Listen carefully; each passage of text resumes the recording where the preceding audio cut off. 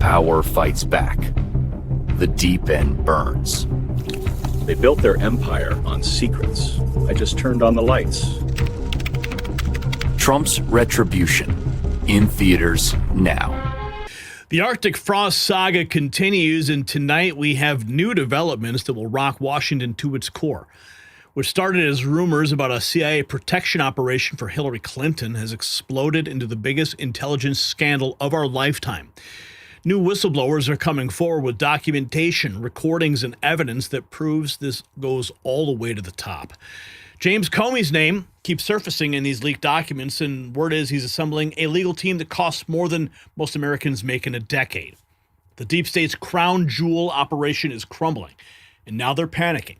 What you're about to learn changes everything. And just as the deep state's secrets are finally being exposed, it's time to expose the truth about aging.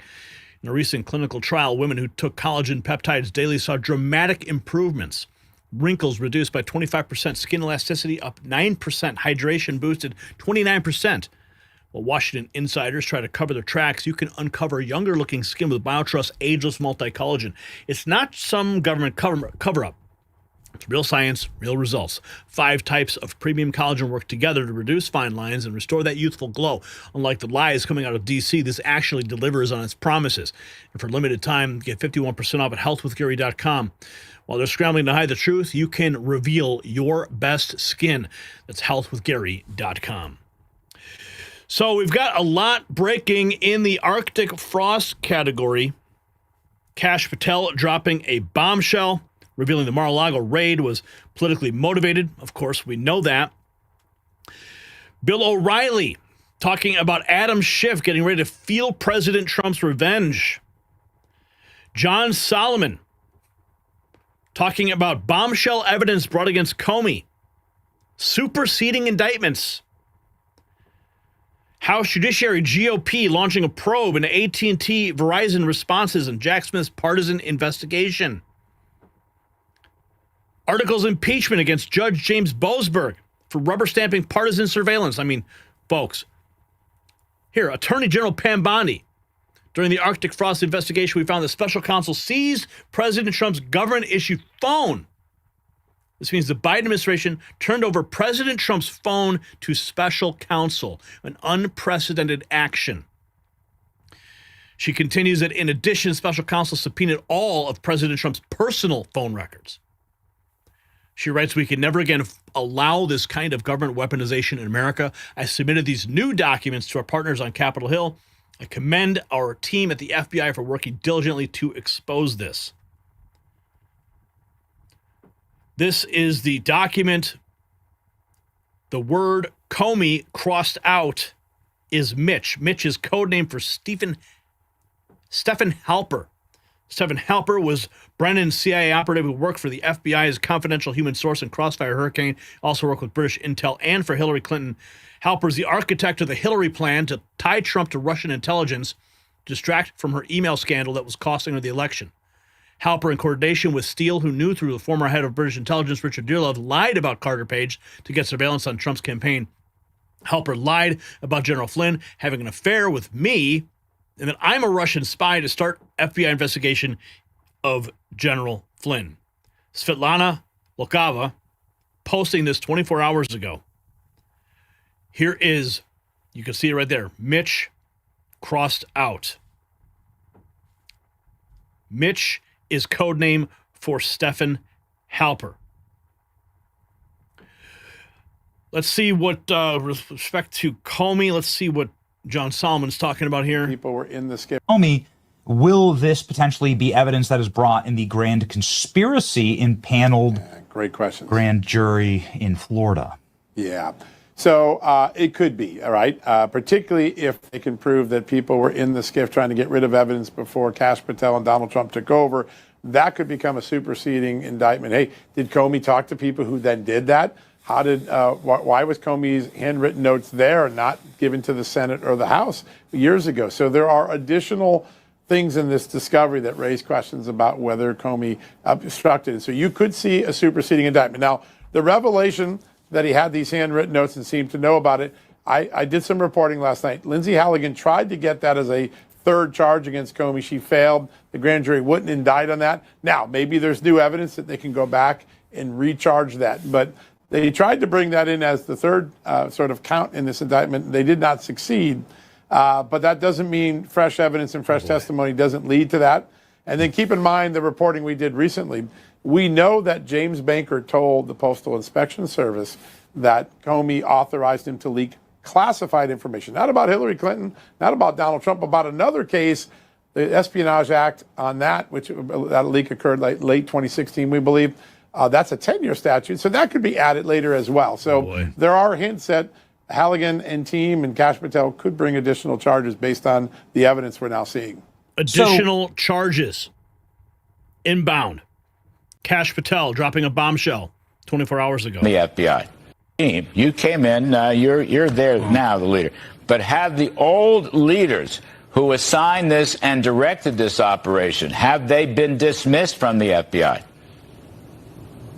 Every single person that has been found to have weaponized or participated in that process has been removed from leadership positions. And if and when we find any others that are involved in this, as you know, this is a 37,000 person agency, we are going to take swift action just like we have. And just look at the record of the people that have been dismissed for their actions and what they're saying when they get out there about how they personally opined about the weaponization of this place, just like one of Peter Strzok's friends did recently this past week. Right. That's how we know we're finding the right folks. Right. And we're going to keep doing it. It's not done yet, but we're going to stay on it. All right. I get it. Thank you for that answer. I mean, you're going as far as you can go. Another question. Why was Mar-a-Lago invaded? What were they looking for? This is speculation. No one knows to this day. I mean, it happened several years ago. We'll probably be talking about this for years ahead. The subject of Russiagate came up at the Alaska meeting of the two leaders, Russia and the United States, Putin and Trump. What were they doing there, Kash? Does anybody have any idea? Why was the FBI? What was the FBI looking for? Creating a crime where one did not exist. The answer has been definitive. There was no crime. There was no predicate to go and invade Donald Trump's home. We have answered that definitively. Now, you know me, working backwards from that point, we are going to hold people accountable who weaponize that system of justice for the following reason. We, the FBI, must restore accountability and credibility of the American public so we can arrest more top 10 predators, so we can go after more terrorists, so we can find the other people involved in Abbey-gate. These are the cases that matter to the FBI, and the distractions, to put it mildly, from the prior leadership regime are what thwarted the American public's belief and credibility in the FBI. And so when they do raids like Mar-a-Lago, now the American public knows it was made up. It was completely false. It was completely unconstitutional pursuant to our judicial courts. And we are working into those matters to say, why did you do it? We know there was no reason. Now it's time for accountability, and that's who we're talking to. And by the way, Larry, I'd like to announce on your show, if you got nothing to hide and you were DOJ and FBI before, you're welcome to come talk to the FBI at any time. And if you don't want to come talk to us, we're going to come find you, and we're going to put you in an investigative position and posture that will make you feel very uncomfortable, kind of like you did when you weaponized the government. The only difference is we're going to be doing it on a factual, legal, and constitutional basis to do so. Yeah, baby. Let her rip. Adam Schiff about to feel President Trump's revenge. Bill O'Reilly. But Donald Trump has a big, beautiful feud with his pal Adam Schiff, the senator from California. Schiff hates Trump and vice versa. Okay, a lot of bad blood there. It's kind of like Alexander Hamilton and Aaron Burr. Remember that? So apparently, Schiff has said that his primary residence is in Maryland. But it can't be. By law, it has to be in California. So the president went on social media and said this quote: "I've always suspected Shifty Adam Schiff was a scam artist. Now I learned that Fannie Mae's Financial Crimes Division has concluded that Adam Schiff is engaged in the same pattern of possible mortgage fraud. Adam Schiff said that his primary residence was in Maryland to get a cheaper mortgage and rip off America when he must live in California because he was a congressman from California. I always knew Schiff was a crook, unquote. So Schiff was a congressman and then ran for Senate. Now he's got that seat. Now Schiff says, quote, "This is Donald Trump's latest attempt at political retaliation against his perceived enemies." Okay. Again, Schiff did it. There's no doubt he did it. But is anything going to happen? So New York Attorney General Letitia James did the same thing. Claimed a residence in the Commonwealth of Virginia as her primary living place. It's not. She's in New York. She's the New York Attorney General. So this has been referred to the Justice Department to investigate. Do you think anything's going to happen here to James or Schiff? It's not so much corruption, but it's like we don't want to be embarrassed if we bring the case and we lose. That's what it is. And these cases, with a jury, they're not slam dunks. If I had to bet, they're not going to be brought into court, James or Schiff. But I absolutely could be wrong. But of course, Schiff has not yet. He still has the pardon, which is being questioned right now because of the auto pen scandal. Letitia James already having to plead not guilty, being indicted. Jack Smith, on the Jack Smith side, Mike Davis had this to say with Steve Bannon. As good marks, I would say to Jack Smith, you were the Democrats' useful idiot, and you're no longer useful. You failed to deliver, and as good Marxists do, you are. They're going to take out the knife for you, brother. You're toast. You didn't deliver. No, this is no, you're 100% correct. This is exactly what the Bolsheviks do. The Bolsheviks and Stalin and these guys, hey, if you bring the scalps, as long as you're bringing them, you're good. The moment you don't bring them, it's a show trial. They're cutting. I mean, Merrick Garland gets ripped on in this book, and Jack Smith gets ripped on as not doing enough, not breaking enough laws, not because it's all about getting Trump to prison and to make sure he can't return. I would say to... Here is another Jack Smith cover-up. Judicial Watch reporting this 12 hours ago. If you were relying on the left-wing media, you wouldn't know about the revelations because of disclosures by the FBI to Congress and leaks by whistleblowers to the Senate about the wild abuses of power by the Biden gang at the Justice Department and FBI and the special counsel appointed by the Biden gang, Jack Smith, in targeting President Trump and literally hundreds of American citizens and groups, including United States senators. The big news headlines have been that Jack Smith sought and spied on the phone records of 20% of the U.S. Senate, 8 or 9 senators. They secretly got their list of people who they were calling and receiving calls from, secretly, and didn't tell anyone about it until just recently. And on top of that, there have been subpoena records showing that they were targeting not only Trump, but all sorts of groups like the Tea Party, like our friend Cleta Mitchell, Ed Corrigan of the Conservative Partnership Institute, with abusive subpoenas seeking credit records, seeking all sorts of communications with members of Congress, all sorts of First Amendment protected communications, all based on the fraudulent notion that it was illegal to dispute Biden's election.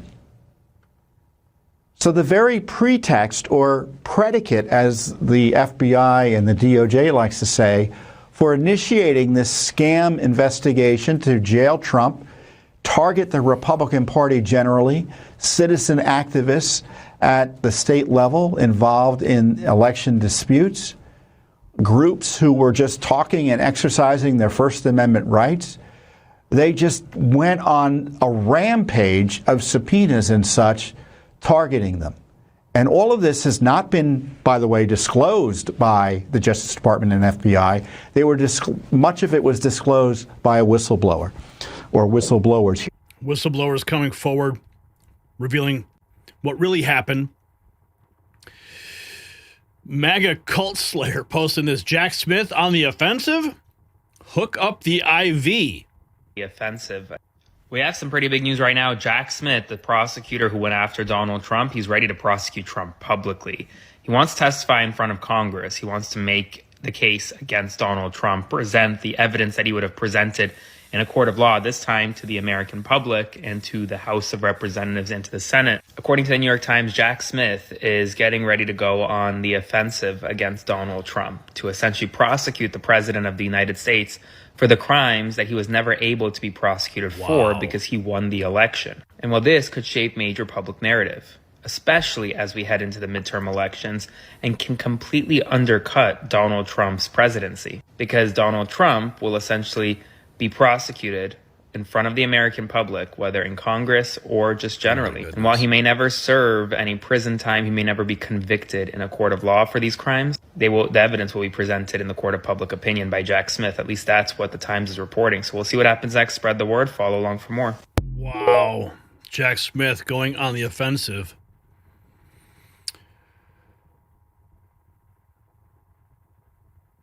Brandon Gill filing articles of impeachment against Judge James Boasberg for rubber stamping partisan surveillance as part of Jack Smith's Arctic Frost operation. Chief Judge Boasberg has compromised the impartiality of the judiciary and created a constitutional crisis. He's shamelessly weaponizing his power against his political opponents, including Republican members of Congress. Jim Jordan launching the probe into AT&T and Verizon responses to Jack Smith's partisan investigation. Comey going down in flames. Jack Smith is about to open a can of whoop ass on Orange Daddy thanks to Jim Jordan, says the big red lie. And of course, they want to post all the headlines. Trump guilty, Trump guilty, Trump guilty. Well, we'll have to wait and see how this works. Ivan Ranklin writes, why did Jack Smith, Maria Vento, Angela Caesar, Jeremy Dissor, Walter Giardina violate my Fourth Amendment? Can we at least suspend Jeremy until we get put together a deprivation of rights under the color of law case against him? Could use de-weaponization assist from Ed Martin. America, looky what we have here. 4 subpoenas by Jack Smith against Save America Joint Fundraising Committee, looking at any communications with the following individuals and organizations, specifically Ivan Raiklin. Also Save America, if they communicated with Ivan Raiklin. Also Make America Great Again PAC, if they communicated with Ivan Raiklin. And Trump Make America Great Again Committee, if they communicated with Ivan Raiklin. Additionally, what do you think about this? These are the actual subpoenas of people that violated my Fourth Amendment. Jack Smith being one of them. Maria K. Vento being another person that violated my Fourth Amendment as the Assistant Special Counsel. And then lastly, we have Special Agent Jeremy Dissor, which apparently is still working at the FBI's Washington field office, according to a post by Brandon Straka. As late as June, Walter Giardina has already been relieved. We're also going to be looking into the clerk of court on whether or not she violated my Fourth Amendment. Angela Caesar. Stay tuned. Ivan Ranklin on the list, right alongside all those senators, too. We have this. Byron Donald says Judge Boasberg must be impeached. Un-American to investigate their political rivals. It is un-American. And specifically to Judge Boasberg. Judge Boasberg, who was entrusted to sit on the bench, to be impartial, and to be non-political, and to basically review cases in front of him and determine the constitutionality and the legality of the claims in front of him, He is taking it on his own to be a hyper-partisan judge, going after Republicans, signing off on subpoenas that are unlawful, and he signed off on them just to get his political rivals. This is why he needs to be impeached. I commend Congressman Brandon Gill of Texas for leading this effort in the House to call for articles of impeachment of Judge Boasberg. And it'd be interesting to see what Minority Leader Schumer has to say about all this. Because if it's okay for a federal judge to sign off on subpoenas and warrants against Republicans in the United States Senate simply because they're going through not just fishing, like Senator Johnson said, this is not a fishing expedition. This was entrapment.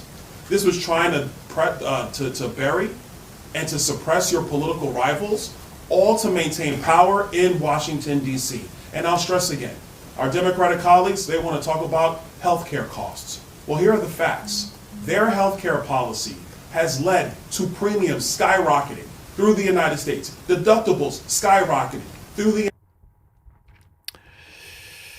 Wow. Sunday morning, futures, congressional Republicans have no idea what lawfare was and who was behind it. They never mentioned Norm Ellison. What is this? Now that the name Arctic Frost, it's not every day you hear a lawmaker call something 100 times worse than Watergate, but that's where we are at with Arctic Frost. Missouri Senator and Senate Armed Services Committee member Eric Schmitt joins us now. Senator, thank you for being here. Great to be with you.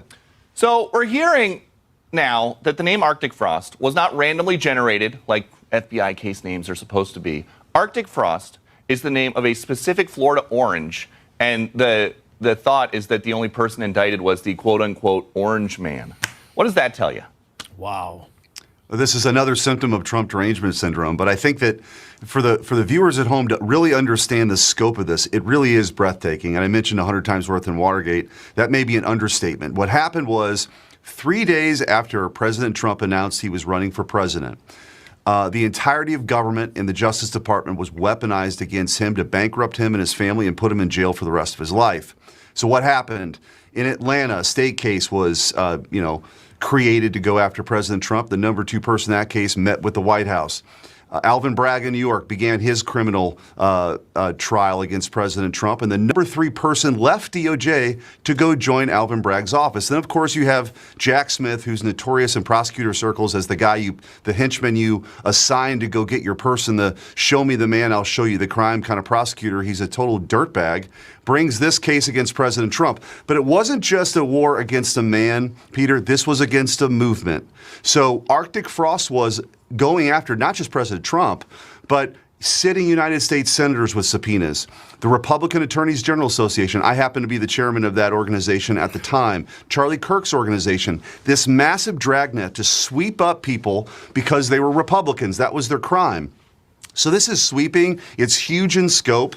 We're just getting this information right now because of whistleblowers. If President Trump wouldn't have won, all this stuff would be buried. But whistleblowers have come forward. We need Watergate-style hearings for months on this to continue that investigation. There ought to be probably charges brought, eventually resignations. And one final point, Judge Boasberg, who's become notorious from the FISA courts, also making a speech trying to thwart President Trump's agenda before President Trump got in. And then, of course, somehow ending up with all these cases in the D.C. area, even though he wasn't the assignment judge, actually wrote in an attachment to these subpoenas to the telecommunications companies that you can't tell Senator Cruz, you can't tell these other senators that the subpoena was out there because they would destroy evidence. That's just beyond. Yeah, that's where we're at, folks. If you got value from this report, tap subscribe. My final thought is next. Yes, this is bigger than Watergate, bigger than Iran-Contra, bigger than anything that we've ever seen. Arctic Frost proves what we have suspected all along. There's a permanent bureaucracy in Washington that operates above the law, protecting its chosen politicians while destroying outsiders. They use CIA resources, your tax dollars, to shield Hillary Clinton from justice. They turned America's intelligence apparatus into a private security firm for the Democrat Party. And James Comey, he wasn't just complicit, he was the architect. Now, the whole thing is crumbling because real patriots inside these agencies have had enough. So here's my question for the comments. When Arctic frost is fully exposed, should everyone involved face treason charges? Yes or no? Because using the CIA against American citizens isn't just corruption, it's an act of war against the Republic. Support our work. Hit up our merch shop and show them we're not backing down.